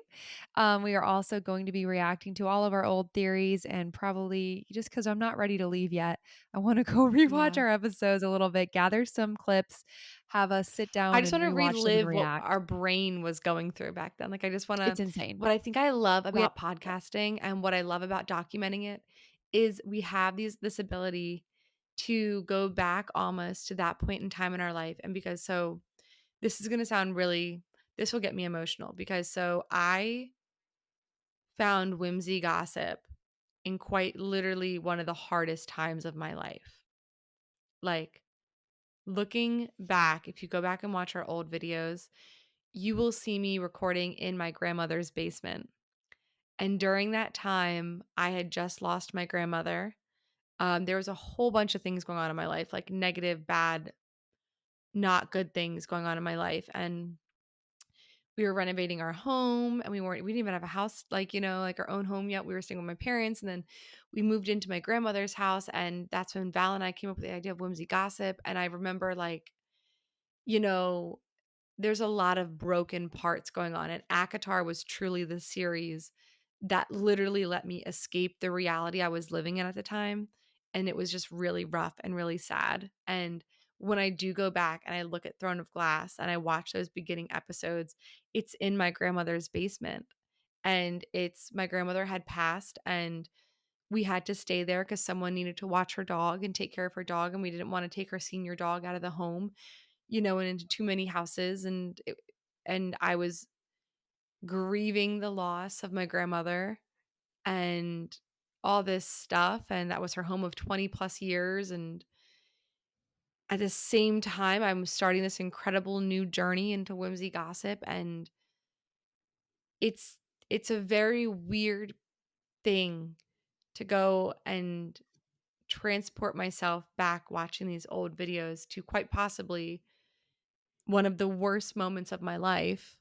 That time period, there was just a lot more than just my grandmother passing that was going on. Um, but seeing how in one book series my life has gone from that to where I am now to very good and much better, and this series literally was a journey with me. For me personally, it's Sarah J Mass has saved me in so many ways from the ACOTAR series to now this one. So it's cool. It's I don't know. Hey. Ooh, that's yeah. Thanks for sharing that. That's that's Yeah, heavy. Heavy stuff. Um, because everything that happened. yeah, yeah, I think this will Yeah. always be oh god, you already got me on the emotional train, so I'm trying not to get deeper here, but I think that this will always have a special place in our hearts because it's the first Hmm. series that we've gone through on this podcast, and it really is just so significant to us, to Whimsy Gossip, and yeah, I don't know. I guess that's it, but this means, yeah, Throne of Glass is very special, Closing a and chapter and on to the I'm next. sad to leave it. I don't want I to, know. I know. and, but we always have it, and it's here, and hopefully we'll get Yeah. more, and, it's gonna be really difficult to get into Crescent City after this. It's I gonna heard be it's really really good difficult. though. My friend D is obsessed with it. So Iron I'm Flame, excited. I need to switch gears. I gotta get back to Basgiath, and I think that that's gonna be really exciting, and it'll help immediately with our book hangover, um, Hmm. and then have another one all over again, but I'm excited to talk about that with you, Has Rebecca and given us any insight on when the third book is coming out? Oh my gosh, I I just think thought it's about gonna that. take another year, I think. It's not gonna come out as fast. It's gonna Oh ta yeah, I my think it's gonna come out in, like, gosh. 2025, maybe? Yeah, or she said it's gonna take at least a year, so it could be next fall, could be 2025. Um, yeah, so this book is 28 hours long, so it's gonna be a long haul here. I'm gonna have to binge through so we can film for next week. But yeah, anyway, thank you guys for coming along this journey. Like Taylor said, thank you so much for joining us through Throne of Glass, and Yep. hopefully you stick around for Iron Flame and as we go through Crescent City, and another episode's going to be coming where we kind of are able to react to our old theories, and maybe by that point have processed enough to make some more theories for what we think is going to happen In in Crescent the City crossover 3. multiverse. Yeah, Crescent City Yeah, and then we multiverse. also So have some fun guests coming up on the podcast too, and we do. Yes. and we're gonna do So some more anyway, deep dives, deep dive. yes. Maybe we could do some deep dives, not on just ACOTAR, but on Throne of Glass Throne of characters as Glass. well. Yeah. Because I'd love Yeah. to do some sort of deep dives on the villains. Yeah. Oh, absolutely for Maeve. Absolutely. Okay. Anyway, Maeve. we got to wrap this up. This is like 2 hours long. We keep talking about Throne of Glass. But anyway, thank you so much, guys. We love you. Love you, Val. We will Love you see you so much, soon. I'm going Tay. to be So talking to much. you when we hang up off of this podcast. I But know. And we literally, guys, also, if you haven't seen our socials, 12, 21, 23, mark your oh my calendars. goodness. Our fan film will premiere on our YouTube channel. So be sure to subscribe to our YouTube channel. Follow us on Instagram, TikTok, All the Spotify, things. all the things so you can stay up to date on the release and different trailers and bonus material that we put out. So that was super exciting. And we're going to have obviously content like that. We hope to have certain people from the cast on and just to talk through it and stuff. So really Maybe a exciting certain stuff High coming up Lord. for Whimsy Gossip. Yes, Whimsy Gossip. We are really freaking doing the thing. And I love you so much. I'm so proud of us, Tay. Appreciate. And I love you. You're just Same, the Val. best. You're the best. Ditto. Literally. All right, Who would everybody, have you guys have a thought? great rest of your week. I know who would have thought I'm blown away. We could talk Okay. for 7 years. We got to Okay. go. Okay. Okay. Bye, Bye, guys. guys.